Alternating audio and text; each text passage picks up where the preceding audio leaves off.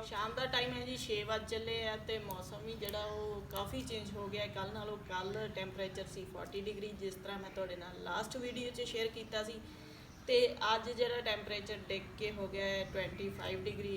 Cloudy weather है तो हवा जी काफ़ी वग रही है। इस तो थोड़ा टाइम पहले इतने रेन हो रही सी तो काफ़ी विंडी सीगा वैदर। हुण थोड़ी जी हवा रुकी है तो रेन भी रुक गई है।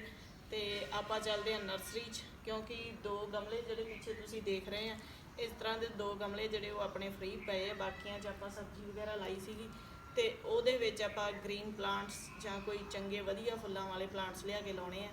तो चलो आओ चलते हैं। तो अज आप चलांगे बाहर जीप च। जीप अपनी खड़ी अंदर तो आप जीप नूं पहलां बाहर कढ़ते हैं तो फिर चलते हैं नर्सरी च।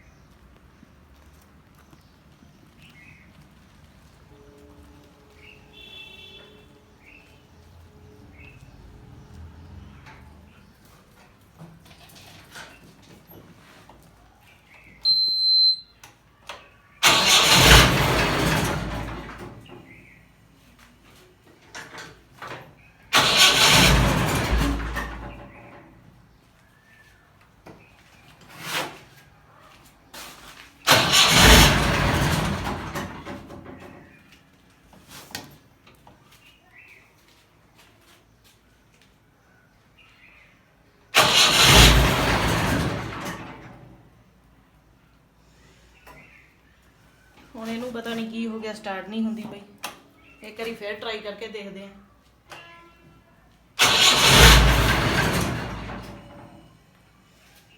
स्टार्ट हो के बंद हो जाती है।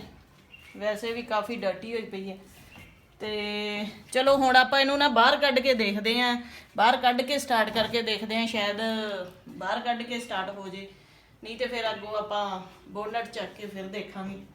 बैटरी भी इहदी नवीं है तो वैसे काफ़ी दिनों तो असीं स्टार्ट नहीं की। चलो आप पहले इहनूं बाहर कढ़ते हैं धक्का ला के तो फिर देखते हैं इहदे की प्रॉब्लम आ। जीप जी वो अपनी स्टार्ट नहीं हो रही तो हुण आपां इहनूं धक्का ला के तो बाहर कढ़ के देखते हैं। होर अपने कोल कोई ऑप्शन भी नहीं रह गई।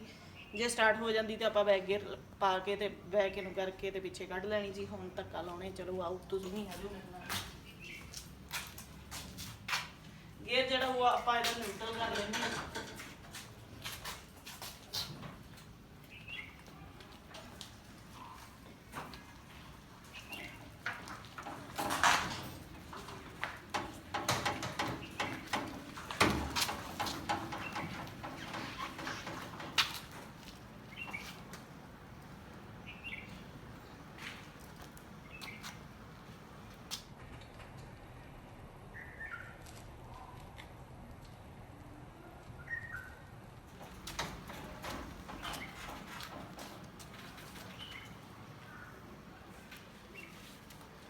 लो जी जीप आप कढ़ लीए बाहर तो हुण आप इत्थे दी मकैनिकी करके वेने भी इहनूं प्रॉब्लम की पई है, बीमार क्यों हो गई है, क्यों नहीं स्टार्ट होंदी पई।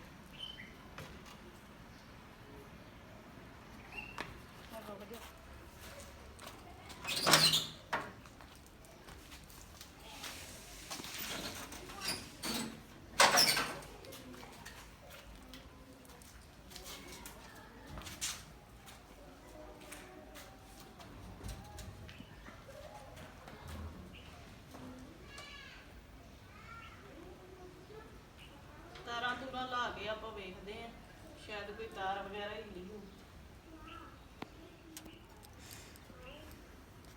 ਪਾਣੀ ਵੀ ਵਿੱਚ ਹੈਗਾ।